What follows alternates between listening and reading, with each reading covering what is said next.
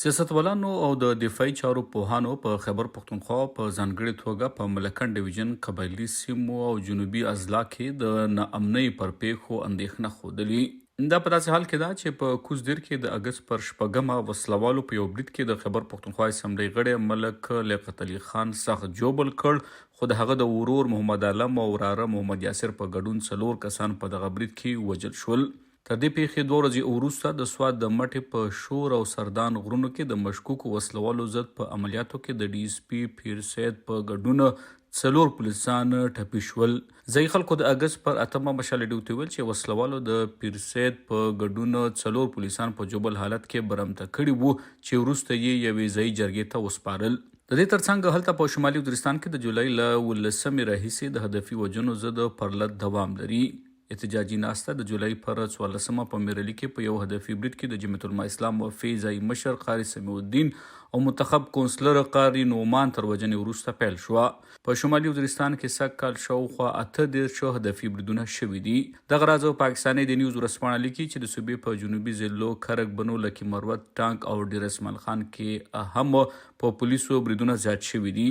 ورځپاڼه زیاتوي چې د جنوبي ضلعو او پیښور او مردان په ګډون ټوله خیبر پښتونخوا کې روان کال په وړومبۍ 2 میاشتو کې زیات نه زیات 43 پولیسان په هدفي او نورو بریدونو کې وژل شوي دي. د خیبر پښتونخوا د پولیسو پخوانی مشر ملک نوید وایي په پولیسو مخ په زیاتیدونکي بریدونه ښایي چې د صوبې امن بیا په خرابېدو دی. د په خبره په 2008 او 2009 کلونو کې هم داسې حالات وو چې بیا په سوات او نورو قبایلي سیمو کې د وسلوالو ضد پوځي عملیات پیل شول. ملک نوید وایي په پاکستان کې وسلوال بریدونه ځکه زیات شوي چې د افغان طالبان لخوا د افغانستان تر نیولو وروسته په دغه هیواد کې تحریک طالبان پاکستان او نورو وسلوالو ډلو ته د منظم کېدو موقع په لاس ورغله. د په خبره دغه وسلوال اوس پاکستان ته راوښتي دي. ملک نوید وایي که حالات نور خراب شول نو بیا به پوځ ته د وسلوالو ضد عملیات کول وي. که ډېر زیات شول نو بیا ما خیال دی چې بیا به د فوج اپریشن کول غواړي. او دا اوس ګورو چې حالات څنګه دي. اوس خو داسې دی چې دومره انټنسټي نه ده چې کوم زمانه کې وه 8 9 10 کې نو خو ټولو کې خطرناک وو.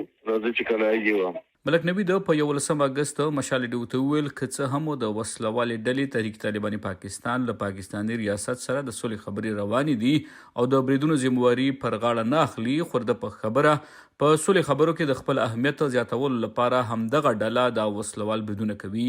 په پیښور کې خبريال مشتاق یوسفزی وایي دغه بریدونو هدف ولس دې ته مجبورول دي چې د صلح خبرو ملاتړ وکړي. مشتاق وایي د صلح په خبرو کې د طالبانو یوه غوښتنه دا هم وه چې دوی د خپلو سیمو ته له وسلو سره پرېښودل شي او همهغسې وشول.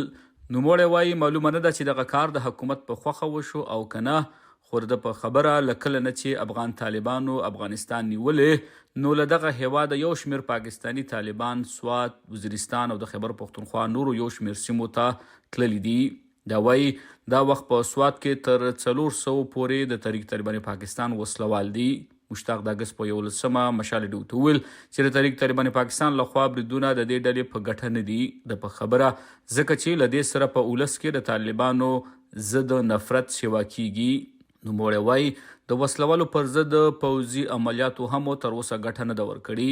نو د په خبره پکار ده چې دواړه خواوې د خبرو لار غوره کړي. توپخانه استعمال شول، عربونه نادر خرج شولې، زرګونو خلک پکې مړه شو او دا وایي کېدل چې طالبانو ملا ماته شوې ده، دا ختم شو. خو وګورئ چې هغوی غوښتل واپس راځي راغله.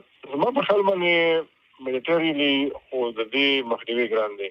د پیښور پوهنتون د جرنالیزم څانګې استاد ډاکټر سید عرفان اشرف بیا وایي د پاکستان ریاست غواړي چې د تحریک طالبان پاکستان وسلوال په قبایلي سیمو او ملکنډ ډیویژن کې ځای کړي او په راتلونکي کې یې بیا د خپلو ستراتیژیکي ګټو لپاره په هیواد دننه یا بهر په کشمیر یا نور هیوادونو کې استعمال کړي.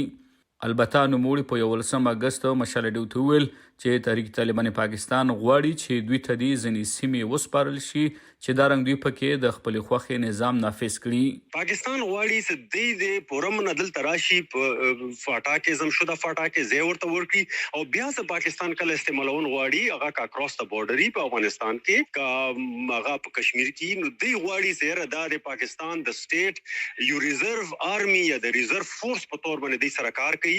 نو هغه سیس مسله دا ده چې هغه ټي ټي پی ضروري نه ده چې ټول عمر په پاکستان سټیټ ته محتاج ناستې دي، هغه خپل لازم دي. یا دیوی چې پاکستان ریاست په وار د طالبانو د ملاتړ تورونه رد کړي او وایي چې د ټولو وسوالو ډلو ضد بې توپیره عملیات کوي. مشال لیډیو څو واري د خیبر پښتونخوا د اعلی وزیر سلاکار بیرسټر محمد علي سیف او نورو حکومتي وزیرانو ته فون وکړ خو هغوی زموږ فون پورته نه کړ. البته د خیبر پښتونخوا د اعلی وزیر سلاکار د اگست پر 9 مشال لیډیو ته ویلي وو چې حکومت د صوبې په بیلابیلو برخو کې د وسلوالو له شتونه خبر دی او دا چې په پوره قوت سره به د هغوی د له منځه وړلو لپاره کاروایی کوي.